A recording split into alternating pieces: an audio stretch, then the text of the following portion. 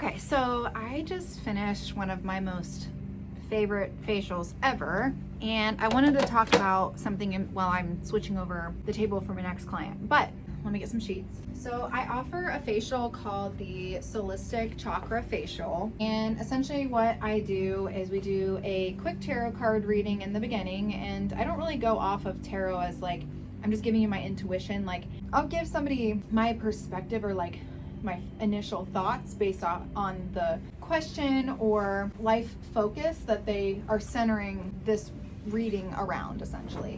And then once we do the tarot card reading, we kind of talk about it for a minute, and then that's kind of like a way to kind of set an intention for your facial, because we do a meditation.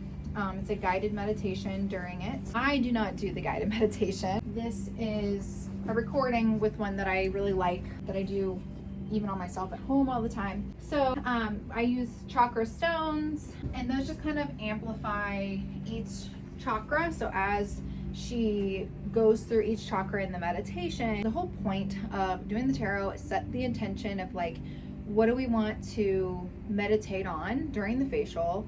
And then the meditation is for all your chakras. So keeping that in mind, it goes through each chakra, and what ones are feeling or looking in your head when you think about the color associated to each chakra, what those actually look like. Are they bright? Are they dim? Are they, muted? Different things like that. So that can tell you a lot, because if you have a chakra that is not super bright and vibrant, then there might be some work that needs to be done on that chakra. And each chakra kind of like represents something different, but essentially chakras are just like energy centers in the body. We store things in certain areas that might block those certain things and cause other issues in our life, and that's why somebody would want to do a chakra cleanse or try to get their body back into a better state of balance. So anyway, I want to share something that I thought was super cool about today's tarot and stuff. And I didn't really want to show the client a lot because this is, obviously personal to her and her personal life and all that. The most that I'll say is that the topic of triggers came up. And so I just want to talk about that. I know this is not necessarily aesthetics, but I think it's important to, as far as like being one with yourself and knowing yourself and understanding yourself, it's important to understand, why certain things happen the way that they do and what lessons are there for it to teach us. Okay, I had to clean up and finish cleaning up because I was getting really distracted and couldn't really think clearly about what I wanted to talk about. But anyway, so with this client, we did a tarot card reading, and essentially what I do typically is just shuffle the cards. Typically one falls out, but if there's more, that I'll read them. So the first one that came out was the 7 of Cups. So let's say you pick a life focus, and the focus might be centered around relationships in your life, and that could be your family, it could be anything, but what it is that you need to know about your relationships.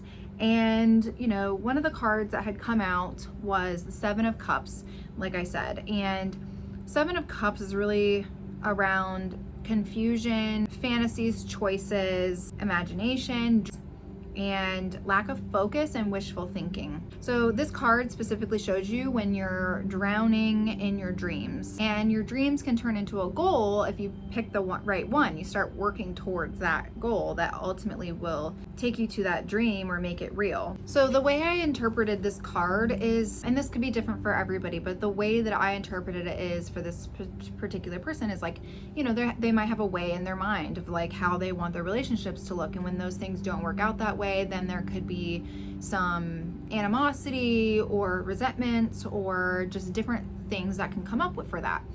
So I kind of wanted to go into that a little bit further. So not only did she have that, and that kind of told me that she's wanting things to be a certain way, and she's trying everything she can to make it that way.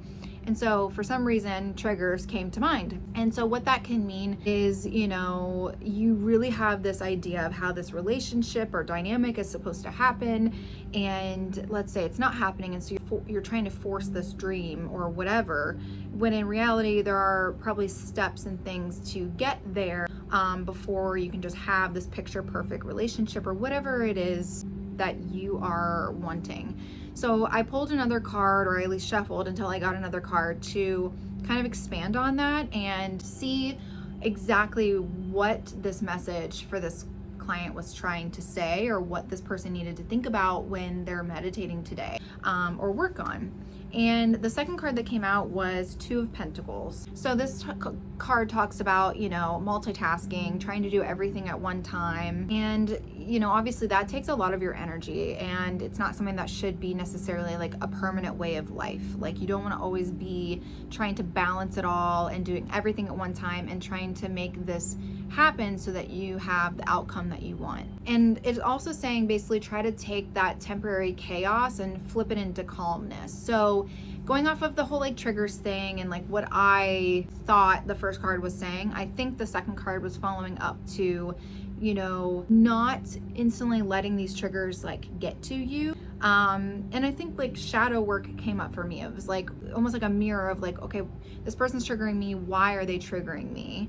So I think it's about behind, not necessarily the goal to get to this dream relationship or this dream thing. The goal would first be to start small. Like, okay, why is it triggering me? What is this trigger telling me? I'm triggered by this other person's doing this, but why? Where lies deep in my soul that tells me why I am triggered? It can be a multitude of things that people get triggered by other people. We're constantly affecting each other energetically every day, every second. I think one of the biggest things is like the whole let them theory of like, let them do it, but then also look within and think like, okay, but why is this triggering me? And I think the other thing too is like to hold space and grace for people even when you feel triggered by them, because they are not usually doing it in a malicious way. Like, there's no bad intention behind what they're doing. Like, if they're making an annoying noise, like I know my fiance, like he's always singing or talking or making our dogs bark or do whatever.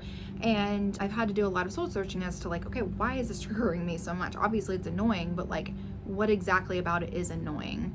So I think what it's saying is like, give grace, take small steps, and you'll get there as far as like why it's triggering you and be able to turn that off. But the biggest thing during her meditation, when it was talking about the root chakra, about grounding. And so advice that I gave this client, because this was all resonating with her, is that when someone's triggering you, I think it's important to ground yourself and like incorporate all senses. So like, I hear this, that's annoying, but what do I see? What do I feel? What do I taste? What do I smell? All those things, and kind of distracting yourself from that in that moment. Because if you put that energy into trying to get that person to stop doing what you don't like, I just don't think you're not gonna be able to change that person or control their behaviors or what they do. And so it's important to come from a personal perspective as to like why that triggers me, and make those necessary adjustments. So like shadow work. Is there something from my past that caused this trigger? Or is there something from like my childhood or a past life or whatever it is? Shadow work is super important. I really love Zenful Note. It's an app that you can go in and do a lot of shadow work, or you can buy, I think it's called the Shadow Work book, but the same creator of the app is the same creator of the book and everything. So understand yourself, know yourself, and make the internal changes, because we will mirror each other, and whatever we fix within ourselves helps project into society and into the world, and